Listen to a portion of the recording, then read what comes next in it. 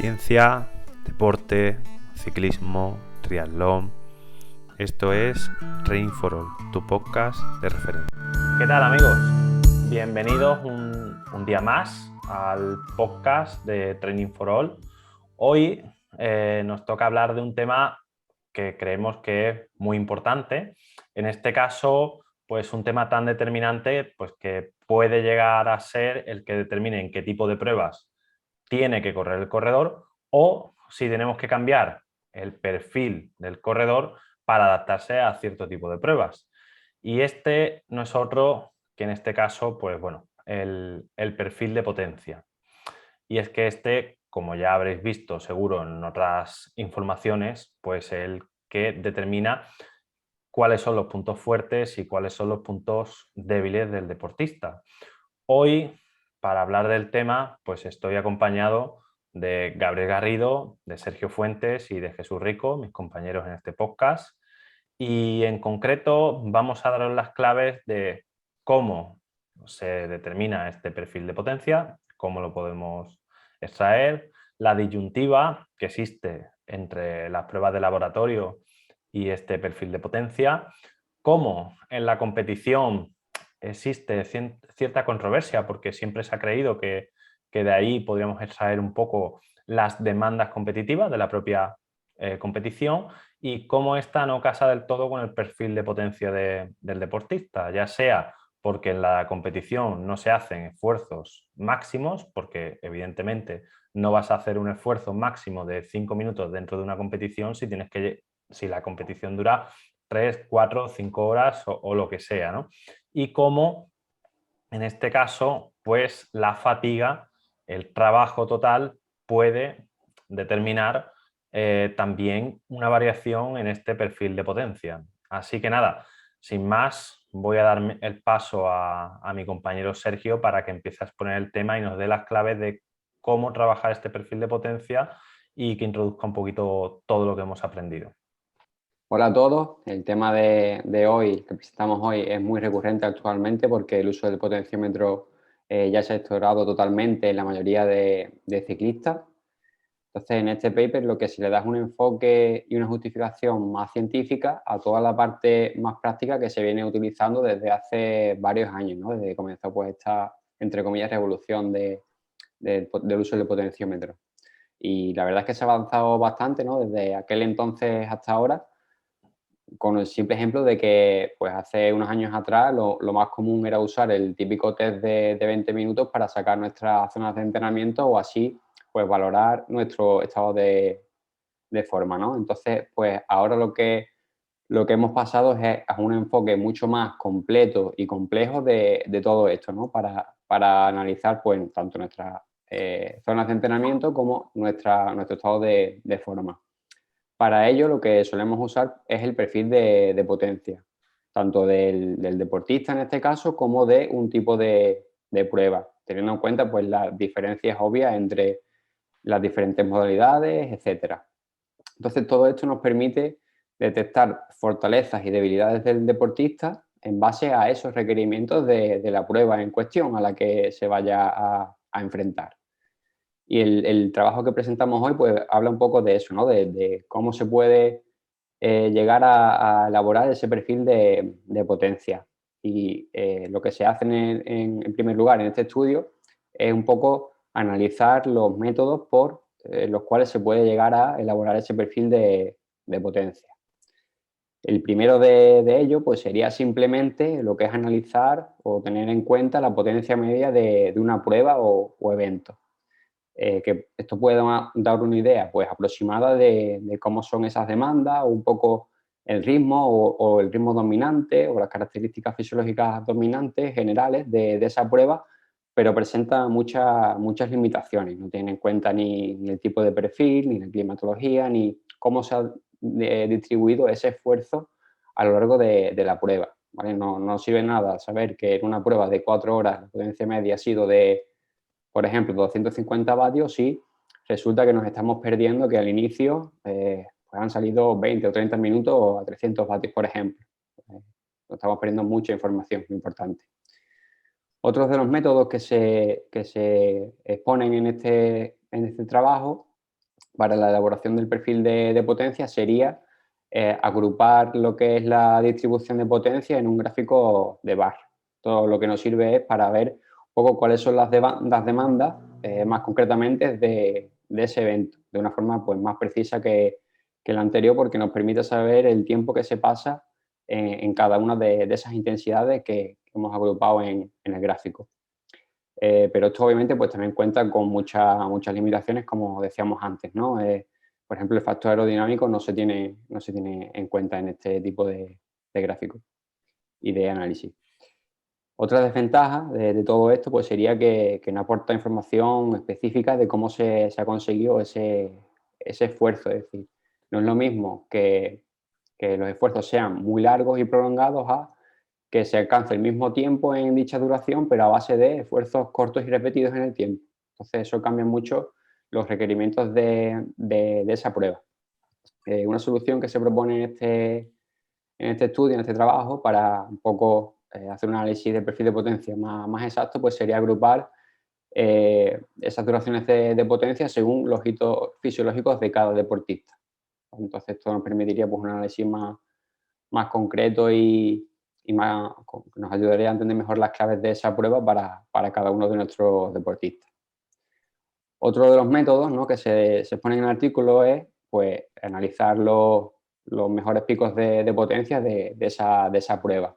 Esto sí que nos da información sobre los requerimientos de la prueba un poco más en concreto, aunque como decía antes José, pues no se llega muchas veces a realizar esfuerzos máximos en una prueba, ¿vale? Depende mucho del tipo de prueba, pero no es lo que se suele hacer, porque al final entra también mucho en juego lo que es el pacing o gestión del esfuerzo. Pero sí que esto pues, nos permite establecer un poco unas relaciones de éxito sabiendo qué vatios se mueven en 15 minutos para ganar tal carrera. Pues nos ayuda un poco a los entrenadores y deportistas a saber más o menos en qué valores se tendrían que andar para conseguir ese éxito deportivo. Esta manera, ¿no?, de sacar el perfil de potencia mediante los mejores picos de potencia es un poco lo que más solemos utilizar, porque gracias a estos avances tecnológicos que disponemos hoy en día, pues nos permiten establecer ese perfil basado en la fisiología individual y que están representados en la típica curva, o típica ya, porque antes no lo era así, ¿no?, en la curva de potencia-duración. Esto no nace de la nada, sino que en este estudio se representa, ¿no?, que al final es producto de muchos años de investigación, de complejas fórmulas matemáticas y demás, que al final hacen que el trabajo para entender esas demandas de las pruebas y necesidades deportistas, pues los entrenadores lo podamos sacar mucho más fácilmente, por así decirlo, ¿no? Entonces, a día de hoy, pues es mucho más común utilizar esta curva y mantenerla actualizada, pues tanto con datos de entrenamiento como con datos de pruebas, y que el propio entrenador sepa pues cómo se han conseguido esos esfuerzos y las limitaciones que se puedan tener. Entonces es importante pues eso, ir analizando y trazando relaciones entre distintos datos que podemos obtener de estas situaciones que he comentado, y así pues elaborar la mejor planificación y programación de los entrenos para obviamente conseguir el mejor desarrollo deportivo de nuestro deportista, ¿no?, y que consiga el rendimiento. No sé si mis compañeros pues seguramente puedan aportar mucho más información a todo esto y ampliar esto que acabo de comentar. Bueno, creo que la explicación muy buena, la de mi compañero Sergio. Además, nos da una panorámica muy interesante de la parcela de que normalmente hay entrenadores que a lo mejor estén comenzando o personas que estén interesadas en el mundo del entrenamiento por potencia, que piensen que hay una única metodología válida dentro del entrenamiento por potencia. Creo que es muy interesante entender que dentro de toda esa metodología que se nombran en el artículo o maneras de intentar analizar sobre todo lo que pueda ser demanda, ya sea a nivel de potencia media, potencia normalizada, el propio histograma de barras que tenemos a la hora de analizar el tiempo en zona dentro de una competición, el uso de una curva de potencia, por ejemplo, ante distintos modelados. Yo creo que aquí lo interesante de este artículo es sacar la aplicación práctica siguiente, es decir, tú si vas a utilizar un método, tienes que contextualizar ese método de entrenamiento entendiendo qué vas a sacar. Ejemplo, si nos vamos a fijar en una potencia media, que es uno de los métodos que se hablan dentro de este artículo, pues si vamos a comparar carreras de potencia media, veamos primero si, ojo, es lo mismo sacar 270 vatios de potencia media en una carrera llana que en una con subida. ¿Tiene el mismo o la misma carga interna? Posiblemente no. Entonces es interesante siempre que cuando vayáis a comparar ante una métrica o un número como puede ser la potencia media o la potencia normalizada, que tengáis en cuenta si los condicionantes de carrera son similares, porque si no vais a quedar solo cegados en ese número y la interpretación puede ser errónea ante distintos contextos. Otro aspecto muy interesante que ha comentado Sergio también durante el artículo es el histograma de barra. Muy interesante, nos permite dar una información de, oye, cuál ha sido el tiempo en zona acumulado, te da una mayor idea, entre comillas, de, oye, cuáles han sido las zonas, entre comillas, funcionales o metabólica, fisiológica, dependiendo de cómo se esté prescribiendo el entrenamiento, que ha rondado ese deportista. Nos puede dar una información interesante y que sobre todo, si lo contextualizas con el aspecto técnico-táctico, que por ejemplo en rally es fundamental, por ejemplo, y ahí José nos puede comentar, en ciclocross, en maratón, media maratón, carretera, en todas, es muy interesante. El aspecto de los modelados también es lo que actualmente seguramente lo que más estamos aplicando la mayoría de entrenadores, el uso de una curva de potencia y cómo es la interpretación de un programa ante esa curva de potencia, ante una fórmula matemática, puede ser muy interesante dependiendo también de, obviamente, de, oye, qué deportista tengo, qué deportista soy y qué datos quiero extrapolar. Porque el problema que tiene la gente es que cuando utiliza solo un modelado, piensa que el rendimiento es solo ese modelado, esa curva de potencia. Y creo que es muy interesante, y no sé si en el artículo creo que no estaba descrito, sería interesante hablar del concepto de esa curva de potencia con los mayores puntos máximos, entre comillas, en condiciones de descanso, descarga y en fatiga, que es lo que hablaríamos de la resistencia a la fatiga. Y eso es algo que tal vez se pueda mejorar. Entonces, para mí, clave, sin duda, dentro de los métodos que utilizamos como aplicación práctica, buscar siempre comparar peras con peras y manzanas con manzanas. Si yo comparo una media de una carrera, contextualizar cómo han sido los condicionantes técnicos de esa carrera, si es comparable para ver si hay una mejora dentro de esa potencia media normalizada para aquellas personas que no hayan pues nunca trabajado con datos de entrenamiento por potencia, etcétera. Si utilizamos modelado, pues intentemos contextualizar de dónde vienen esos datos de modelado, en qué situaciones y obviamente si ha sido solo de meros test, de solo competiciones o la combinación de ambas y entender qué pasa con la aparición de la fatiga. Entonces creo que eso serían las grandes conclusiones dentro de las aplicaciones que podríamos sacar. La utilización al final de yo utilizo un método pero para compararlo con la misma sistemática, no con comparándolo con distintas porque si no puede ser algo caótico.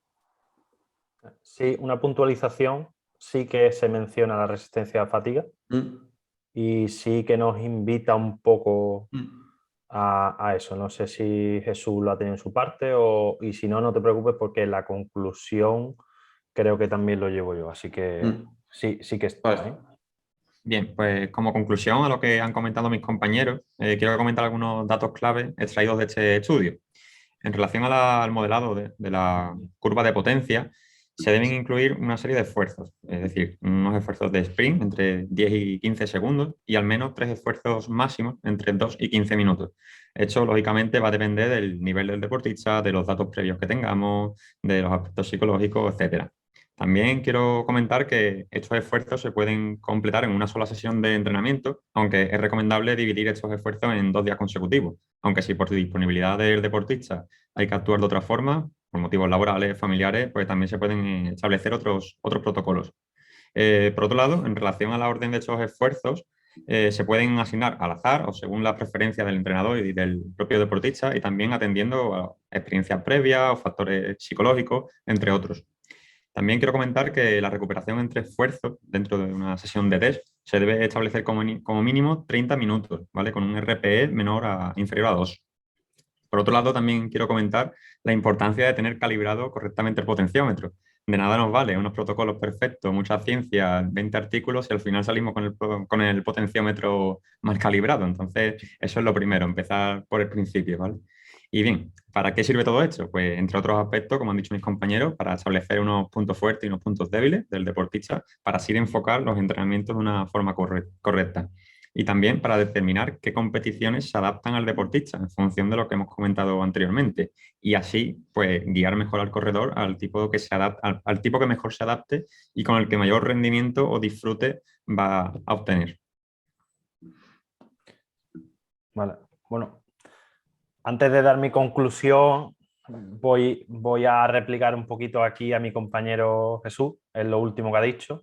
Lo he introducido además así, el artículo, como que el perfil de potencia marca el camino del deportista y el camino del deportista marca el perfil de potencia.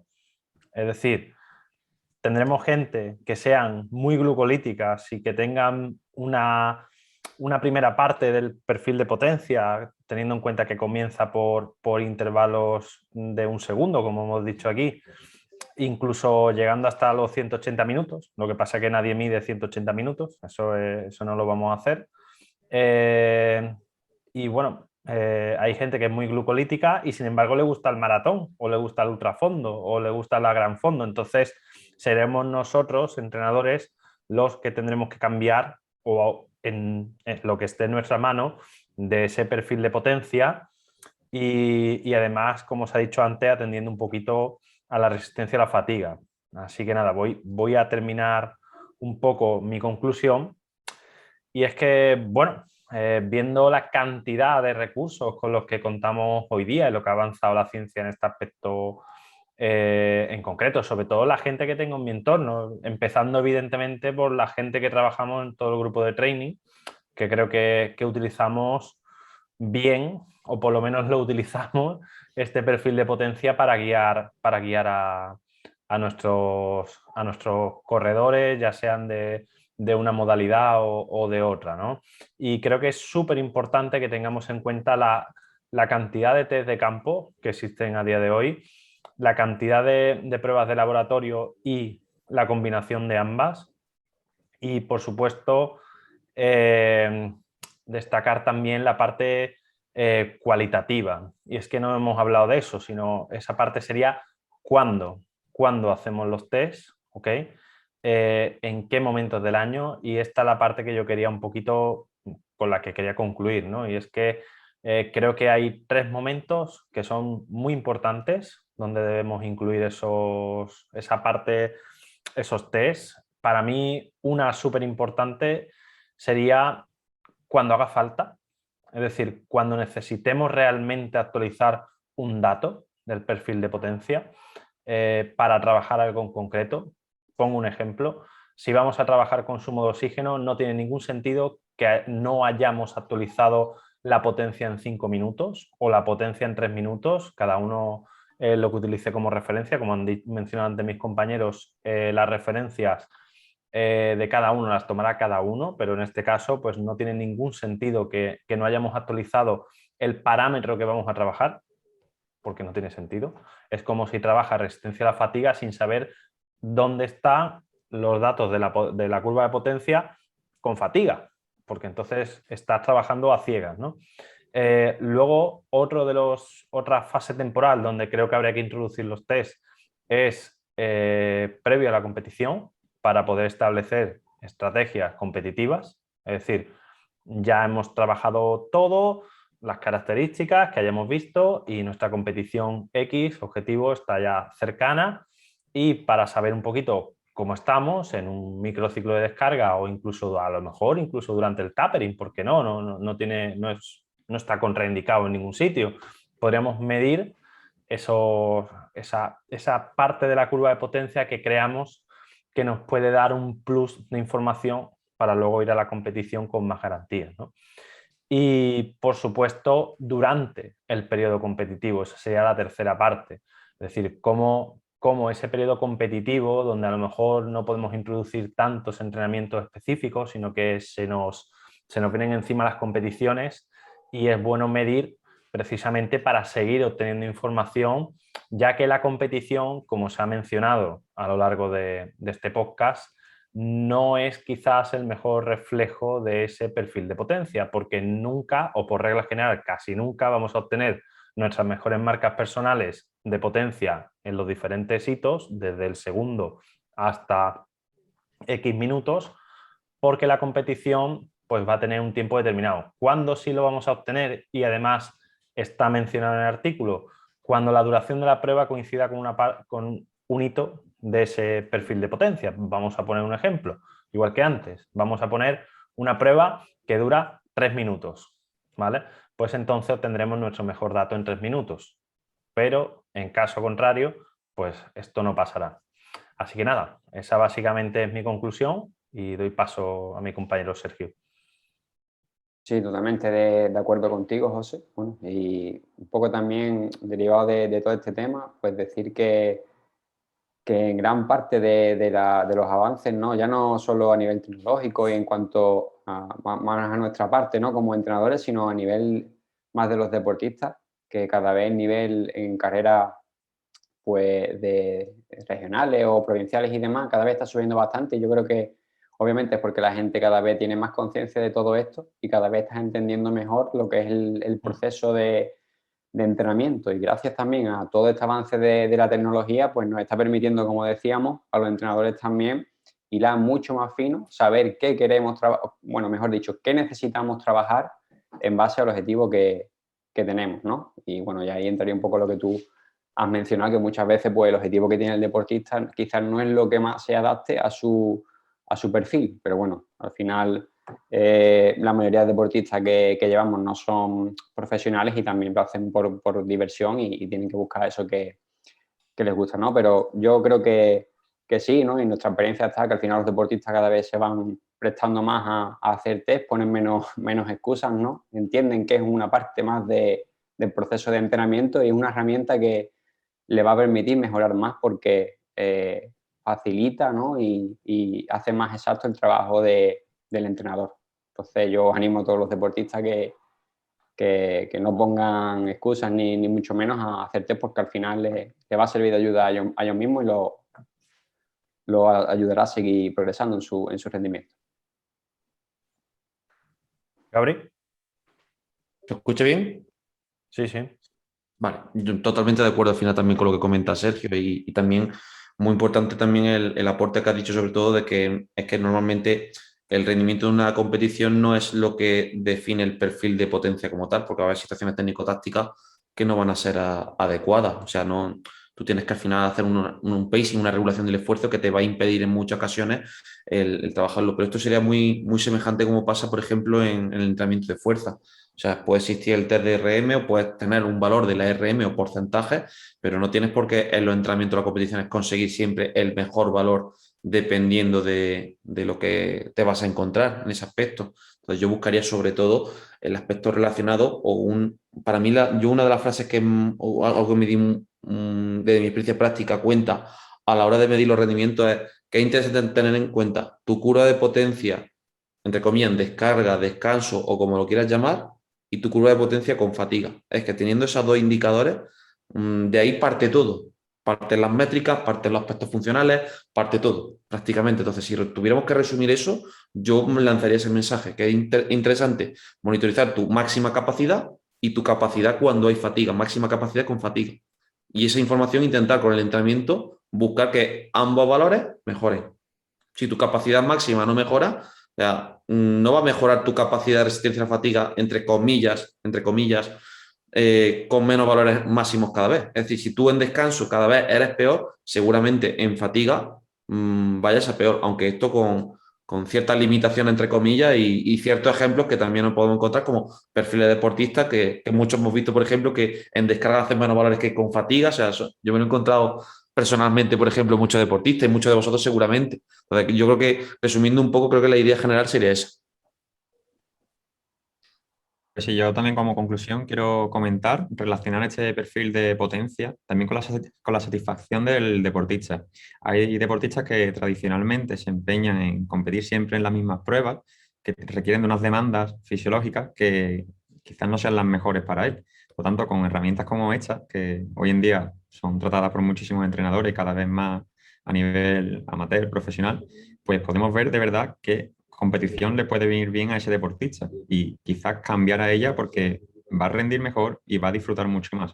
Puede haber ciclistas que tradicionalmente compitan en rally y sin embargo su perfil de potencia indica que sea mejor contrarrelojista, o triatletas que por tradición quieran competir en Ironman porque supuestamente es el top en el triatlón y quizás sus demandas son para pruebas más cortas. Por lo tanto, con estas herramientas de verdad se puede dar ese cambio de enfoque, individualizar, analizar cada caso y es crucial para ir en un mejor sentido en todo, tanto en entrenamiento como en satisfacción y como también en el día a día del deportista. Ujú.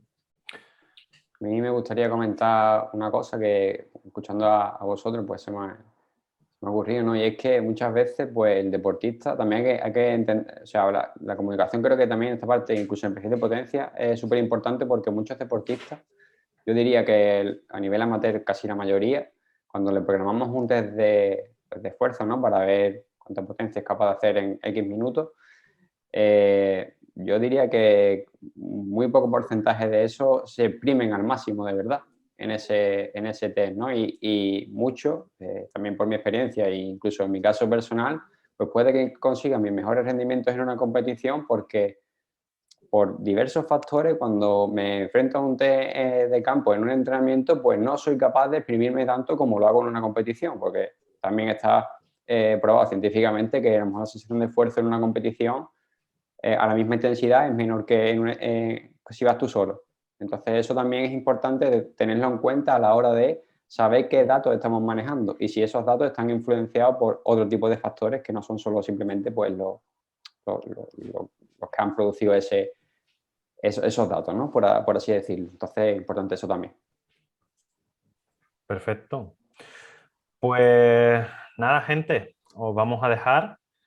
Espero que os haya gustado este cuarto episodio del podcast. Volvemos la semana que viene con un nuevo tema. Y nada, no olvidéis, por supuesto, suscribiros, por así decirlo, al podcast en las diferentes plataformas. Y nos vemos en los diferentes vídeos y directos que estamos haciendo últimamente, que espero que os estén gustando también. Un saludo a todos.